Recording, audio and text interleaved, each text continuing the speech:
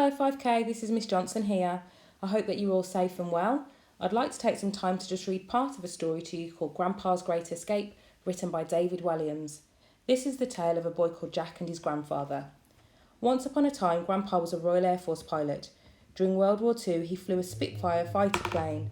Our story is set in 1983. This was a time before the internet and mobile telephones and computer games that could be played for weeks on end. In 1983, Grandpa was already an old man, but his grandson Jack was just 12 years old. One day, Grandpa began to forget things. It was little things at first. The old man would make himself a cup of tea and forget to drink it. Before long, he would have lined up a dozen cups of cold tea on his kitchen table, or he would run a bath and forget to turn off the taps, flooding his neighbour's flat downstairs. Or he would leave the house with the express purpose of buying a stamp, but return home with 17 boxes of cornflakes. Grandpa didn't even like cornflakes. Over time, Grandpa started to forget bigger things. What year it was, whether his long-deceased wife Peggy was alive or not. One day, he even stopped recognising his own son. Most startlingly of all was that Grandpa completely forgot he was an old-age pensioner. The old man had always told his little grandson Jack stories of his adventures in the Royal Air Force all those years ago in World War II. Now these stories became more and more real to him. In fact, instead of just telling these stories, he began living them out. The present faded into scratchy black and white as the past burst into glorious colour. It didn't matter where Grandpa was or what he was doing or whom he was with. In his mind, he was a dashing young pilot behind the controls of his Spitfire fighter plane. All the people in Grandpa's life found this very difficult to understand, except one person, his grandson Jack. Like all children, the boy loved to play, and it seemed to him that his grandpa was playing. Jack realised all you had to do was play too. Spam a la custard. Jack was a child who was happiest alone in his bedroom. A naturally shy boy, he didn't have many friends. Instead of spending his days playing football in the park with all the other kids from school, he would stay inside assembling his prized collection of model aeroplanes.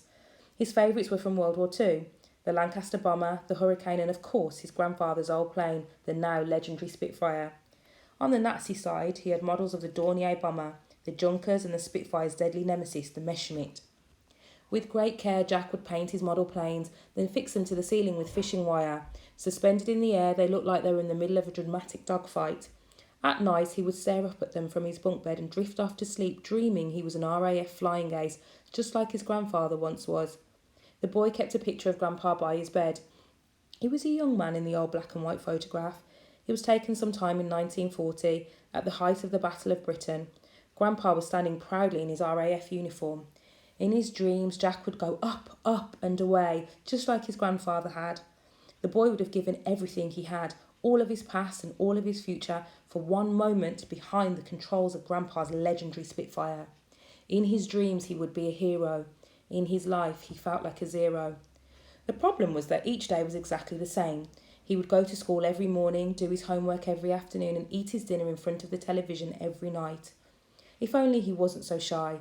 If only he had lots of friends. If only he could break free from his boring life. The highlight of Jack's week was Sunday. That was the day his parents would leave him with his grandfather. Before the old man had become too confused, he would take his grandson on the most magical days out. The Imperial War Museum was the place they loved to visit the most. It was not too far away in London and in a treasure trove of all things military. Together the pair would marvel at the old warplanes hanging from the ceiling of the great room.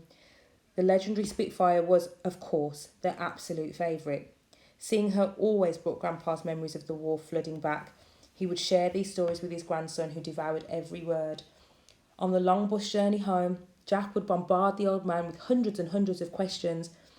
What's the fastest speed you ever went in your Spitfire? Did you ever have to parachute out? Which is the best fighter plane, the Spitfire or the Messerschmitt?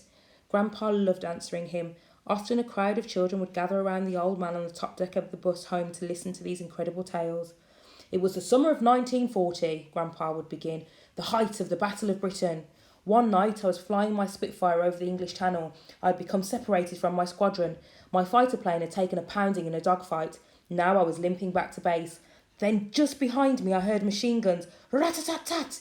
It was a Nazi Messerschmitt, right on my tail. Again! Rat-a-tat-tat! It was just the two of us alone over the sea. That night would be an epic fight to the death. Grandpa enjoyed nothing more than sharing stories of his World War II adventures. Jack would listen intently. Every little detail fascinated him.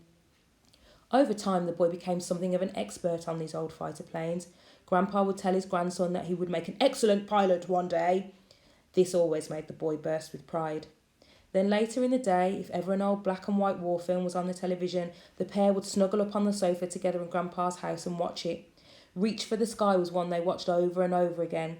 This classic told the story of a pilot who lost both his legs in a horrific accident before World War II. Despite this, Douglas Bader went on to become a legendary flying ace.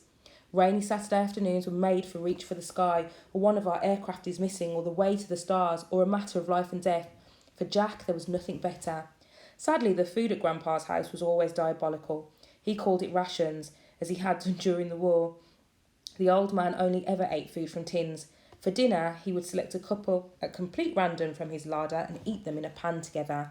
He'd have corned beef with pineapple chunks, sardines and rice pudding, treacle sponge and with peas, baked beans mixed with tinned peaches, diced carrots in condensed milk, chocolate pudding covered in tomato soup, pilchards with spaghetti hoops, steak and kidney pudding and fruit cocktail, haggis topped with cherries and syrup, and Grandpa's speciality, spam a la custard.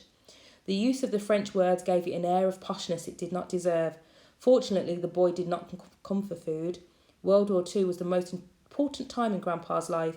It was a time when brave Royal Air Force pilots like him fought for their country in the Battle of Britain. The Nazis were planning an invasion, a plot they called Operation Sea Lion.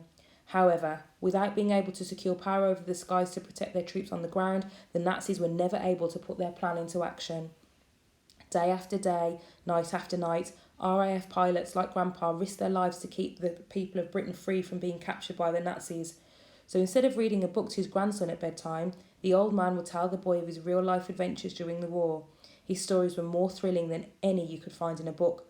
"One more tale, Grandpa, please," the boy begged on one such night. "I want to hear about how you were shot down by the Luftwaffe and had to crash land in the English Channel." "It's late, young Jack," Grandpa replied. "You go to sleep. I promise I will tell you that tale and plenty more in the morning." "But—" "I'll meet you in your dreams, Squadron Leader," said the old man as he kissed Jack tenderly on the forehead. Squadron Leader was the nickname for his grandson. "I'll see you up in the skies. Up, up and away." "Up, up and away," the boy repeated before drifting off to sleep in Grandpa's spare room, dreaming he too was a fighter pilot. Time spent with Grandpa couldn't have been more perfect, but that was all about to change. That's the end of chapter 1, 5K. I hope to see you soon so I can read the rest of you. If not, I hope to introduce you to chapter 2 pretty soon. Take care. Bye.